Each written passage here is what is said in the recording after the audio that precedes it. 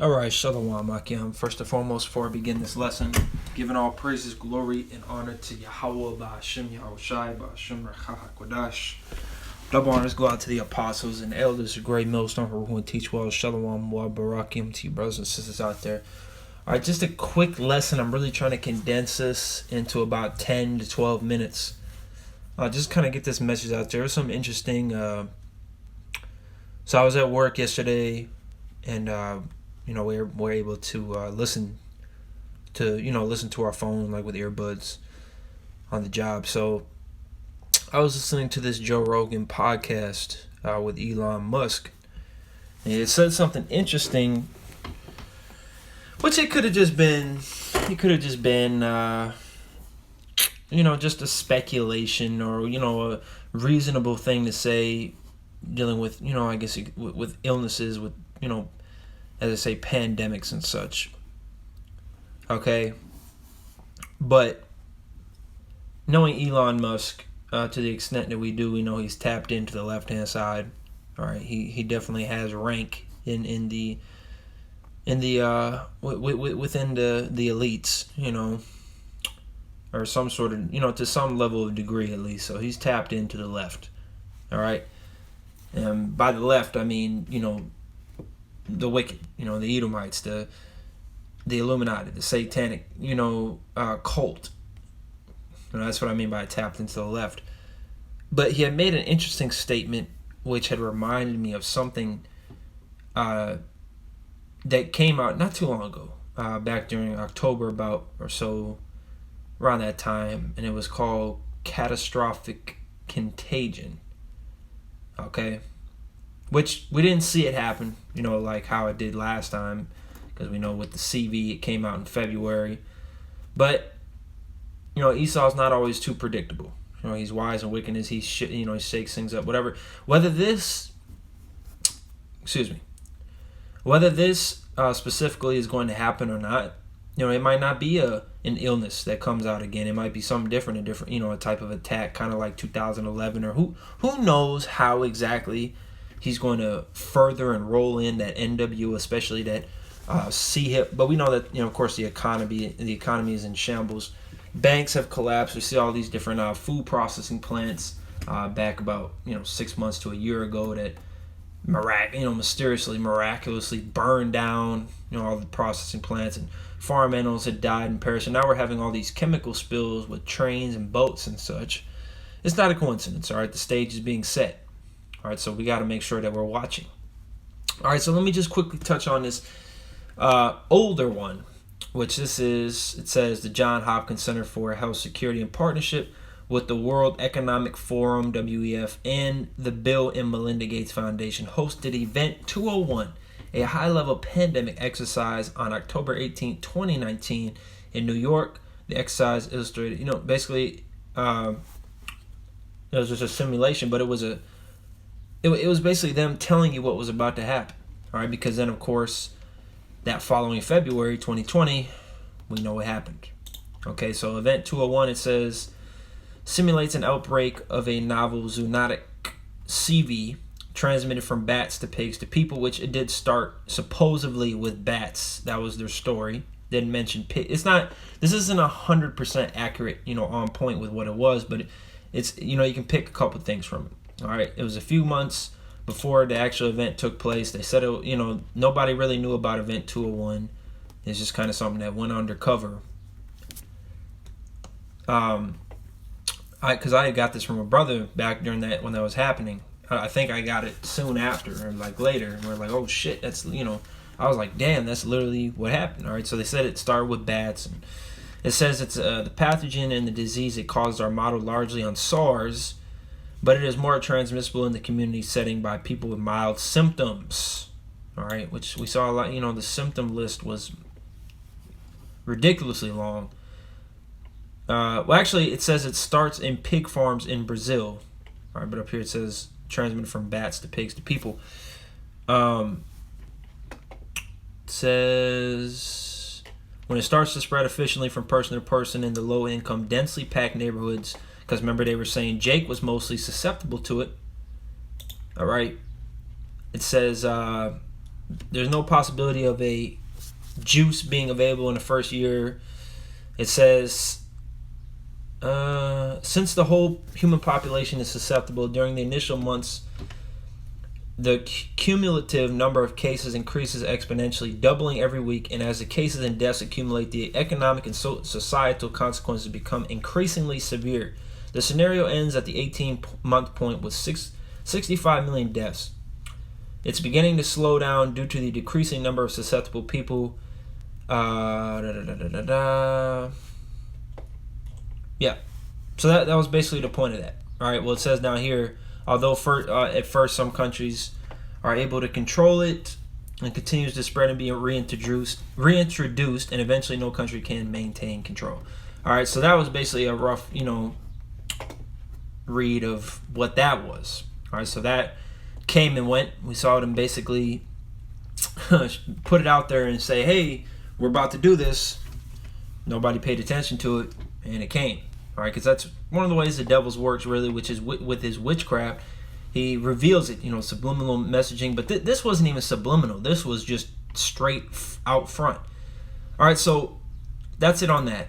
Right, now here's the recent thing, all right, which I'm actually going to play this probably about 15 seconds, 20 seconds of this podcast. I'm not saying brothers need to watch this or anything like that. Is just this piece of information here that was really worth pulling out of it.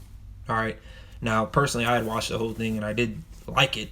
I mean, it wasn't the greatest podcast, but it was definitely interesting. But nonetheless, Lord willing, the volume's good. Make sure you brothers can hear it, and sisters as well. Here we go. And if we, at some point, there probably will be a pandemic with a high mortality rate. There's debate about like what's high, but I mean like something that's killing a lot of 20-year-olds, let's say, like it's. Yeah. Okay. Matter of fact, Salaki, I don't know how the sound, the ear speaker on my phone is not good. Okay, it's not good. I can't hear it at all. I'm not sure if you brothers and sisters can hear it, so I'm just gonna go ahead and get it on the computer. So Salakia, if you could hear it, Salakia, I'm not sure. If you could, just bear with me. Just go ahead and pull it up on here. All right. Lord willing, it ain't too loud. Welcome back.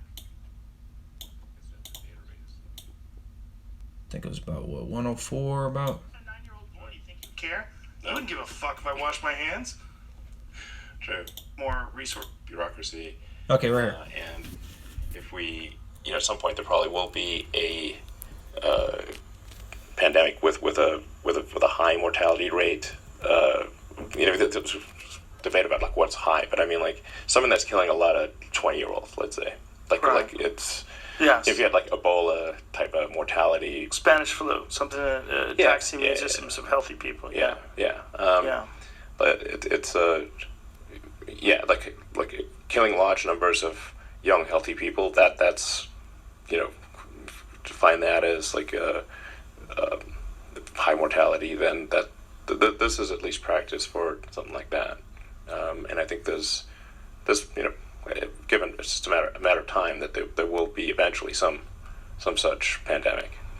Do you think that Okay, so see how he said what we just had is basically a test run, and he said in the future there'll be one that will have a high mortality rate, meaning it will kill a lot of people, and he especially pointed out young adults. Now I want to read this. This is catastrophic contagion. It says the Johns Hopkins Center for Health Security, so that was the same group that did in the last one, in partnership with the World Health Organization, which they weren't in the last one. All right, it was the WEF last time. It says, and the Bill and Melinda Gates Foundation, which we know about Bill Gates. Okay, that fucking demon with all his juices and stuff that he's a demon, man. Okay, and they constantly push depopulation, but it says this one was this last October 23rd, 2023. All right. It says the exercise simulated a series of WHO Emergency Health Advisory Board meetings addressing a fictional demic. I don't want to say the whole word. Set in the near future, participants grappled with how to respond to one that is located in one part of the world that then spread rapidly, becoming an illness with a higher fatality rate than CB and disproportionately affecting children and young people. Okay? Which is what he was saying. Definition of disproportionately is something that is disproportionate is surprising or unreasonable in amount or size compared with something else, to a greater degree or in greater amounts than is necessary, normal, or desirable. So it's going to especially affect young adults and children. So you can't make that up, man. So let me go ahead and get a couple of scripts and I'm going to close it. Like I said, I wanted to condense this. I know, people in general, especially Jake, doesn't have the best attention span. Speaking for myself first, our attention span has been completely annihilated through the tactics of Esau, Edom, and raising us up, and especially especially Gen Z. We're through, okay? We don't have the attention span that men in the ancient world did. I'm going to try to condense, and I'm not knocking brothers that make long videos. It's not at all what I'm saying. I'm saying I feel like this is extremely valuable, not valuable, but not extremely valuable. What am I trying to say? Basically, I feel like this is like a big like light bulb heads up type ordeal. I just wanted to kind of put it out as a quick PSA. All right, essentially is what I'm saying. And it's not like a breakdown or anything like that. Just a quick PSA that I wanted to throw up. All right, not I definitely love the longer videos brothers make. I'm just saying, I know I don't think a video like this needs to be long. Okay, it's a quick PSA. I don't think it needs to be an hour long. Anyways, so I have a tendency to over-explain myself for no reason, even if somebody already understands what I'm saying.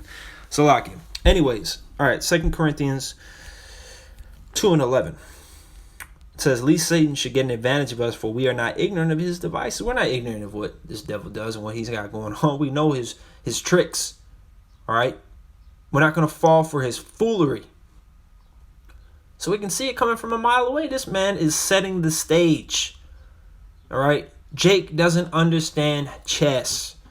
The devil is moving his pawns. He's moving his bishops. He's moving his knights. He's moving his rooks. He moved his queen a little bit. And you're thinking, oh, well, that ain't shit. He ain't took none of my pieces yet, for real. He took maybe a couple pawns.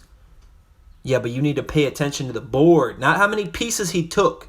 Because all the pieces that he's moved in a certain place, he has it all set up to put you in a checkmate position. If you're not paying attention, you're not on the defense. You're not putting your trust in Yahweh Ba'Shem El-Shai. He's going to catch you off guard. All right, we know what he's doing. He's not slick. All right, to those that have the eye salve. All right.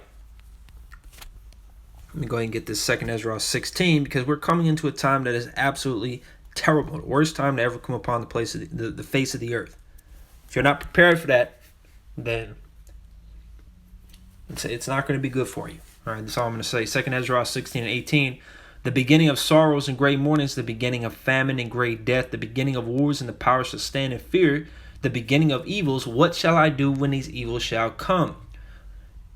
Most of you people are going to panic and perish. The elect, how right is our of the elect, 144,000, 1/3, doesn't fucking matter. Let's just get saved, right? It's not about rank, position. I'm this prophet, I'm that prophet. All you should want to do is be an Israelite that is pleasing the Most High and that has a good report among Israel. That's it. You want to have an honorable life. Isaiah 33 and 6. It says, "And wisdom and knowledge shall be the stability of thy times, and strength of salvation. The fear of Yahweh is his treasure." Okay? That's what's going to keep you stable.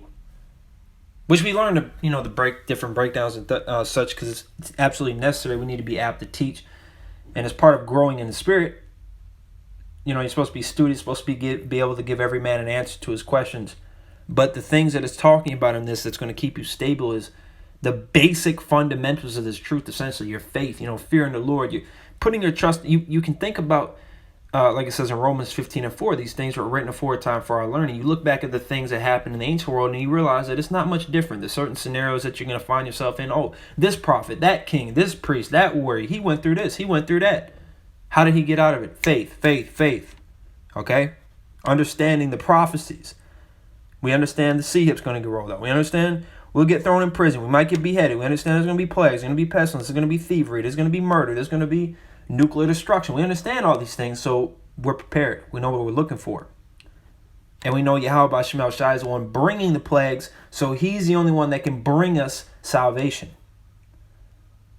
Okay? So continue to stay on your watch. Continue to pay attention. Things are definitely rolling. We don't know. Because before, we could say, oh, well, we don't know, exactly things are getting faster, but there's still quiet periods, here and there. And you could tell that we weren't at the very end, in the sense of now things are cranked up so much that you cannot sit here and say 3 months from now, I 100% guarantee I put $1 million on it. We're going to be right here doing the same thing 3 months from now. You can't say that anymore. That's how badly things are getting turned up through the spirit and power of Yahweh Shemel Shai. That 3 months from now, you might be able to say 2 weeks, maybe a month. But then after that, your vision starts to fade. Because it's uncertain. That's good. Because the Lord is speeding up the time and the prophecies are getting crunk. All right, so it's breeding uncertainty. We can't say 3 months from now, we still going to be doing lessons. You don't know that. It's getting fucking wild out here, man. You just had a man, brother sent it in the chat, a father was stabbed to death at a Starbucks for telling a man, most likely politely, to please not smoke next to his child. He got stabbed and was bleeding profusely because of that. You cannot tell me we're not in the last days. All right, scriptures tell us about that. It's going to be, iniquity shall arise. The hearts of people are going to get cold. Okay? And the reason why the hearts of people are going to get cold is because of the events that are taking place. Because their livelihood is starting to get diminished. Soon you're going to see more and more people that are destitute out on the streets begging. Okay? Because they got laid off, because their wife left them and now they have, no house. Or you're going to start seeing a whole bunch of shit. All right? So I'm going to go ahead and get this and close it. Lord willing, this was edifying. This is Acts 14 and 22. Well, actually, let me get this and then I'll get one more. Confirming the souls of the disciples and exhorting them to continue in the faith. This is all we have. Understand that. Okay? And that we must through much tribulation enter into the kingdom of God. Much tribulation. All right, we got it. It's necessary. All right, Ayuab and me, we were making a lesson, and there was an analogy brought up that, essentially, this truth is a golden ticket to the kingdom, man.